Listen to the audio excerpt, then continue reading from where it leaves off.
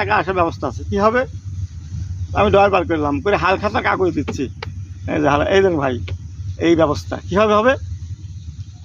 তো এখানে হাল খাতা করবো, এখানে হাল খাতা হয়। এই আমি টেলিভিশন পাইছি, এর আগে ম্যানেজাররা করছে।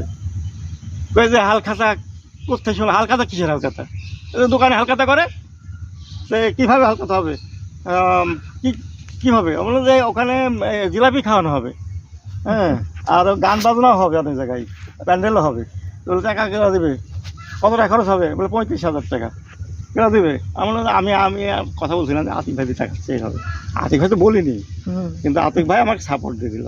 বললো যে খরচ তো হবেই, 7 লাখ টাকা আনতে হলে খরচ হবেই, ওটা কোনো বিষয় না। আমিন ভাই রাজাকার বললো যে আপনার এখানে যে প্রিয় ম্যানেজার যা আছেন 5-6 জন অ্যাকাউন্টেন্ট, সবারই প্রমোশন নিয়ে আমি হচ্ছে 1 তারিখে, জানুয়ারি 1 তারিখে আমি চলে আসবো আপনার প্রমোশন নিয়ে। আপনারা এই 31 তারিখে তো রিপোর্ট দিবেন। বলে হ্যাঁ ভাই, 7 লাখ টাকা। হ্যাঁ, তো ঠিকই 7 লাখ টাকা আসছে। হ্যাঁ, পরে সবার প্রমোশন আসেনি, সে পাঠাই দিয়েছে।